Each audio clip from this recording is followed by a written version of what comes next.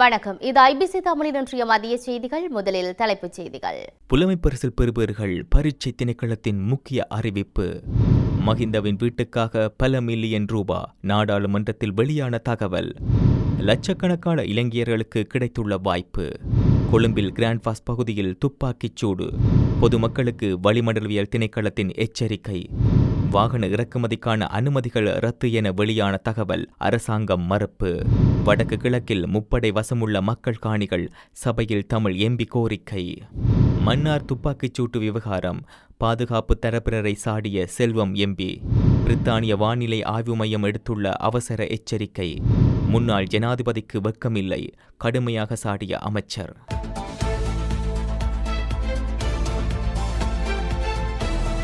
தொடர்கன விரிவான செய்திகள். 2024 ஆண்டுக்கான தரம் 5 புலமைப் பரிசில் பரீட்சை பெறுபவர்கள் தொடர்பான மேன்முறையீடுகளை இணையவழி ஊடாக சமர்ப்பிக்குமாறு பரீட்சைகள் திணைக்களம் கோரிக்கை விடுத்துள்ளது. அதன்படி எதிர்வரும் 27ஆம் திகதி முதல் பிப்ரவரி மாதம் 6ஆம் திகதி வரை இதற்கான காலம் ஒதுக்கப்பட்டுள்ளதாக பரீட்சைகள் ஆணையாளர் நாயகம் அமித் ஜே சுந்தர தெரிவித்துள்ளார். குறித்த பரீட்சை பெறுபவர்கள் நேற்று வெளியாகிய நிலையில் அதற்கமைய குறித்த பெறுபவர்களை www.dnets.lk என்ற இணையதளத்திற்கு பிரவேசித்து பார்வையிட முடியும் என அறிவிக்கப்பட்டிருந்தது. இந்த நிலையில் புலமைப் பரிசிலை பெற்றுக் கொள்வதற்காக விண்ணப்பிக்கக்கூடியவர்கள் 20,000 பேர் என்பதுடன் விசேட தேவையுடைய 250 விண்ணப்பதாரிகள் ஏற்கனவே தெரிவு செய்யப்பட்டுள்ளதாக குறிப்பிடப்படுகிறது. அத்துடன் பாடசாலை அதிபருக்கு வழங்கப்பட்டுள்ள பயனர் பெயர் மற்றும் கடவுச்சொல் என்பவற்றை கொண்டு பாடசாலை பரீட்சை பெறுவேறு ஆவணத்தை தரவிறக்கம் செய்து கொள்ள முடியும் எனவும் அறிவிக்கப்பட்டுள்ளது. மேலும் புலமைப் பரிசில் பரீட்சைக்கான மாவட்ட ரீதியான வெட்டுப்புள்ளி விவரங்களையும் பரீட்சைகள் திணைக்களம் வெளியிட்டுள்ளது. இதேவேளை கடந்த வருடம் இடம்பெற்ற புலமைப் பரிசில் பரீட்சையின் 3 வினாக்கள் கசிந்து சமூகத்தில் பல்வேறு சர்ச்சைகளை ஏற்படுத்தியிருந்தமை குறிப்பிடத்தக்கது. முன்னாள் ஜனாதிபதி மஹிந்த ராஜபக்ச வசிக்கும் விஜயராம இல்லத்தின் பராமரிப்புக்காக 430 லட்சம் ரூபாய் செலவிடப்பட்டுள்ளதாக சுகாதார மற்றும் ஊடக அமைச்சர் நலிந்த ஜேதிச நேற்று நாடாளுமன்றத்தில் தெரிவித்தார். 2020ஆம் ஆண்டில் வீட்டை புதுப்பிக்க 33,80,892 ரூபாயும், 2022ஆம் ஆண்டு 3,85,000 ரூபாயும், 2023ஆம் ஆண்டு 18.336 மில்லியன் ரூபாயும் செலவிடப்பட்டுள்ளது. லிப்ட் பொருத்துவதற்காக 150.9 லட்சம் ரூபாயும், ஜெனரேட்டர் ஒன்றை கொள்வனவு செய்வதற்காக 48,85,843 ரூபாயும் செலவிடப்பட்டுள்ளதாக அமைச்சர் குறிப்பிட்டுள்ளார். 2023ஆம் ஆண்டில் மட்டும் இல்லத்தை பராமரிப்பதற்காக 383 லட்சம் ரூபாய் செலவிடப்பட்டதாகவும், 2024ஆம் ஆண்டில் 9,46,000 ரூபாய் செலவிடப்பட்டுள்ளதாகவும் அவர் கூறினார். முன்னாள் அமைச்சர் லக்ஷ்மன் கதிர்காமர் வசித்த அந்த வீடு பின்னர் 1 ஏக்கருக்கு அதிகமான நிலப்பரப்பாக விரிவுபடுத்தப்பட்டதாகவும், அதன் அரசாங்க மதிப்பீட்டு மதிப்பு 3,127.84 மில்லியன் ரூபாய் எனவும் அமைச்சர் தெரிவித்துள்ளார். விஜயராம வீடு 35,334 சதுர அடி எனவும், வீட்டின் மாத வாடகை 46 லட்சம் ரூபாய் எனவும் மதிப்பிடப்பட்டுள்ளதாக அமைச்சர் கூறினார். இந்த ஆண்டு 3,40,000 இலங்கை குடிமக்களுக்கு வெளிநாட்டு வேலைவாய்ப்புகளை வழங்க எதிர்பார்ப்பதாக இலங்கை வெளிநாட்டு வேலைவாய்ப்பு பணியகம் தெரிவித்துள்ளது. வெளிநாட்டு வேலைவாய்ப்பு பணியகத்தின் தலைவர் கோசல விக்ரமசிங்க இதனை தெரிவித்துள்ளார். வெளிநாட்டு வேலைவாய்ப்பு பணியகத்தில் நேற்று நடைபெற்ற புதிதாக உரிமம் பெற்ற வெளிநாட்டு வேலைவாய்ப்பு முகவர்களுடனான விழிப்புணர்வு நிகழ்ச்சியில் கலந்து கொண்டு உரையாற்றும் போதே அவர் இதனை கூறியுள்ளார். இது தொடர்பில் அவர் மேலும் கூறுகையில், இந்த ஆண்டு 3,40,000 இலங்கை குடிமக்களுக்கு வெளிநாட்டு வேலைவாய்ப்புகளை வழங்க எதிர்பார்க்கப்பட்டுள்ளது. அத்தகைய நபர்களின் அந்தஸ்தை பொருட்படுத்தாமல் தண்டனைகள் விதிக்கப்படும். 2024ஆம் ஆண்டில் 3,11,000 பேருக்கு வெளிநாட்டு வேலைவாய்ப்பு வழங்கப்பட்டது. இந்த ஆண்டு குறித்த எண்ணிக்கையை 12% அதிகரிக்க வெளிநாட்டு வேலைவாய்ப்பு பணியகம் திட்டங்களை வகுத்துள்ளது. அதன்படி விதிமுறைகளை முறையாக நடைமுறைப்படுத்திய பின்னர் மக்களை வெளிநாடுகளுக்கு வேலைவாய்ப்புக்காக அனுப்ப வேண்டும் என்று கூறியுள்ளார். வெளிநாட்டு வேலைவாய்ப்பு அனுமதிகளை பெற சில நிறுவனங்கள் மோசடி நடவடிக்கைகளில் ஈடுபடுவதாக தகவல் கிடைத்துள்ளது.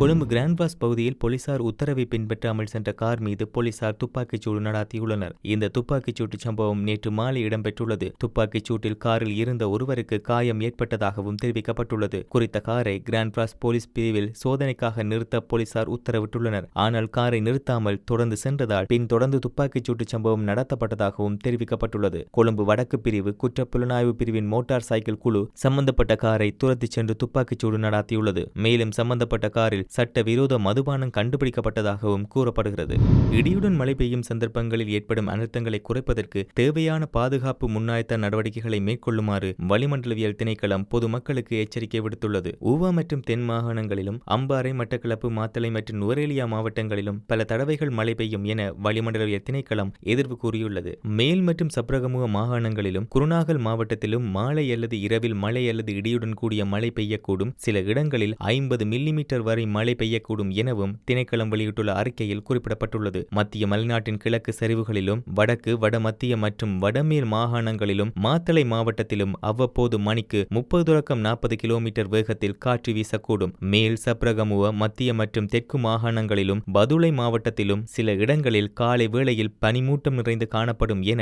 வளிமண்டலவியல் திணைக்களம் எதிர்வு கூறியுள்ளது. வாகன இறக்குமதிக்கு வழங்கப்பட்ட அனுமதிகளை ரத்து செய்ய அரசாங்கம் முடிவு செய்துள்ளதாக வெளியான தகவல்களை பொருளாதார மேம்பாட்டு பிரதி அமைச்சர் அனில் ஜேந்த பெர்னாண்டோ மறுத்துள்ளார். நாடாளுமன்றத்தில் நேற்று உரையாற்றிய அமைச்சர் பெர்னாண்டோ அனுமதிகள் மூலம் வாகனங்களை இறக்குமதி செய்வது ரத்து செய்யப்படவில்லை என்றும், ஆனால் இந்த வாகனங்களை இறக்குமதி செய்வது கட்டுப்படுத்தப்பட்டுள்ளது என்றும் கூறியுள்ளார். வாகன அனுமதி சலுகையை ரத்து செய்யும் நிலையில் அரசாங்கம் இல்லை என்றும் அவர் வலியுறுத்தியுள்ளார். வாகன அனுமதிகள் தொடர்பாக நிரந்தர முடிவுகள் எதுவும் எட்டப்படவில்லை. அதே நேரத்தில் அதிகாரிகள் அல்லது தேவையான தகுதிகள் உள்ளவர்கள் சலுகைகளை இழக்கக்கூடாது. முன்னைய அரசாங்க காலங்களில் இந்த சலுகைகள் வழங்கப்பட்ட போது நடவடிக்கைகளில் தவறான முடிவுகள் இருந்திருக்கலாம் என்றும் அவர் சுட்டிக்காட்டியுள்ளார். இந்த நிலையில் தரவுகளின்படி சுமார் 15,000 முதல் 20,000 வரை அனுமதிகள் இதுவரை வழங்கப்பட்டுள்ளதாக பிரதி அமைச்சர் பெர்னாண்டோ கூறியுள்ளமை குறிப்பிடத்தக்கது.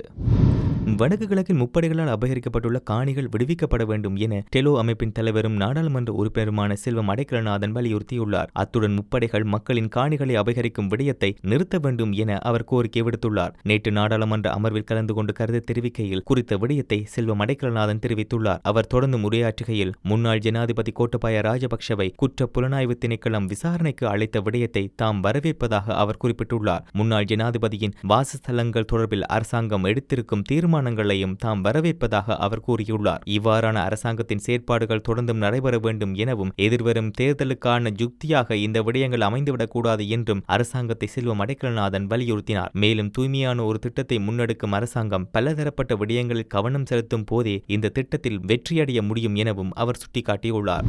மன்னார் நீதிமன்றத்திற்கு முன்னாள் துப்பாக்கிச் சூட்டில் 2 கொல்லப்பட்டமைக்கு பாதுகாப்பு தரப்பின் அசமந்த போக்கே காரணம் என ஜனநாயக தமிழ் தேசிய கூட்டணியின் நாடாளுமன்ற உறுப்பினர் செல்வம் அடைக்கலநாதன் தெரிவித்துள்ளார். நாடாளுமன்றத்தில் நேற்று நடைபெற்ற விவாதத்தில் கலந்து கொண்டு உரையாற்றும் போதே அவர் இவ்வாறு குறிப்பிட்டுள்ளார். அங்கு அவர் மேலும் தெரிவிக்கையில், மன்னார் நீதிமன்றத்திற்கு முன்னாள் துப்பாக்கிச் சூட்டில் 2 கொல்லப்பட்டனர். இவ்வாறான சம்பவங்களை தடுக்க காவல்துறையினர் நடவடிக்கை எடுக்க வேண்டும். பாதுகாப்பு தரப்பின் அசமந்த போக்கே இந்த நிலைமைக்கு காரணம். இதுபோன்ற சம்பவங்களுக்கு நானும் இலக்காக்கப்பட்டிருக்கலாம். பழிவாங்கும் படலத்துக்கு முற்றுப்புள்ளி வைக்க வேண்டும். இதன் மூலம் தூய்மையான இலக்கை நோக்கிய லட்சியத்தை அடைய வேண்டும். அரசாங்கத்தின் தூய்மையான இலங்கை என்ற திட்டத்தை நாங்கள் வரவேற்கின்றோம். இந்த திட்டத்தின் ஊடாக முன்னெடுக்கப்படும் நடவடிக்கைகள் வரவேற்கத்தக்கவை. ஊழல்வாதிகள் யாராக இருந்தாலும் திணைக்களங்கள் தொடர்பில் அவதானமாக இருக்க வேண்டும். சில அதிகாரிகள் தன்னிச்சையாக செயற்படுகின்றனர். அவர்கள் அந்த அதிகாரத்தில் இருந்து மாற்றப்பட வேண்டும் என அவர் தெரிவித்தார்.